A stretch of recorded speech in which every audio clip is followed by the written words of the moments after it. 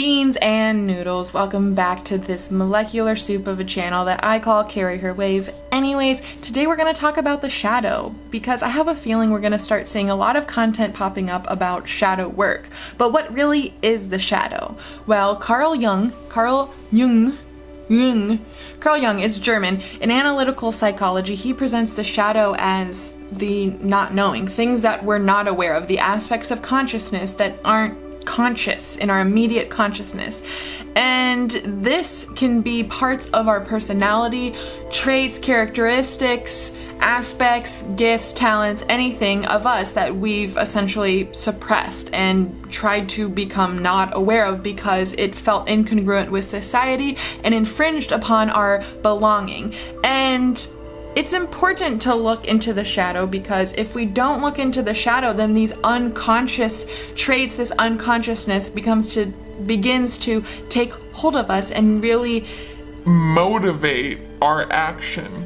And you know, it's not always a bad thing because habit is actually incredibly helpful. If we had to think about every detail of what we were doing with every action, it would take a lot of energy. So we essentially create habits. We create a blockchain of action, if you are into cryptocurrency, where we consolidate information, and then instead of me going for a run being this crazy thing where I have to think about every single aspect, I can just do it. Or driving. Anyways, within our shadow can lie our greatest gifts and talents as well. So when we look into the shadow and open ourselves to the unknown, we gain a deeper clarity of the human experience. And I feel like Western culture finds a lot of comfort in controlling and feeling like they can know everything, but essentially we hardly know anything. I mean, when you look at the amount of dark matter and energy in the universe, and when you realize how little of the light spectrum that we perceive, including compared to like mantis shrimp, it's ridiculous. We're perceiving but a sliver of reality. And so when we fight over knowing, when we try to control situations and desperately search for that answer through our informavore self, then we keep acting out of fear and we empower essentially the unconscious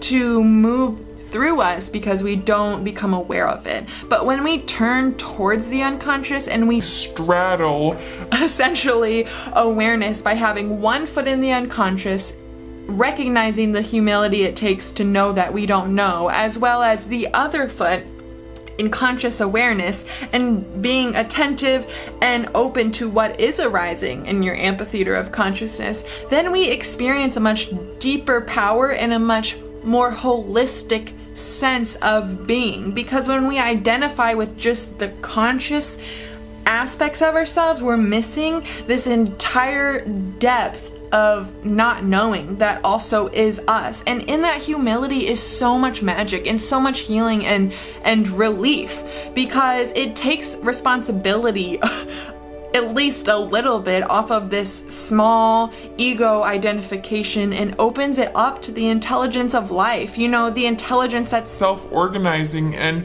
is growing my body without me thinking about it. So I feel like when we collapse into ego identification, when we identify with the pattern of thoughts and emotion that originated to evolve our species by preservation, when we identify that, essentially our awareness collapses and then we experience this shadow because that density of the collapsing in the light of consciousness creates a shadow. Any object that is lit is going to create a shadow.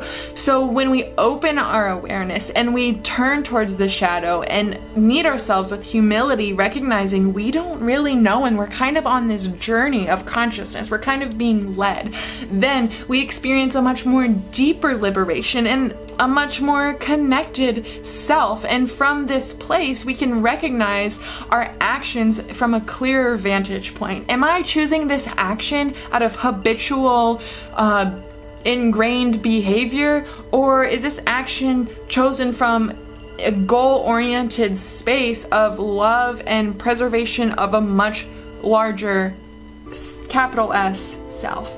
So anyways, what is the shadow? Essentially, it is just all that we're unconscious of. And when we turn towards the shadow, when we illuminate the humility and vulnerability of being human and recognize that we don't know and we perceive just a sliver, in that realization, we experience incredible liberation.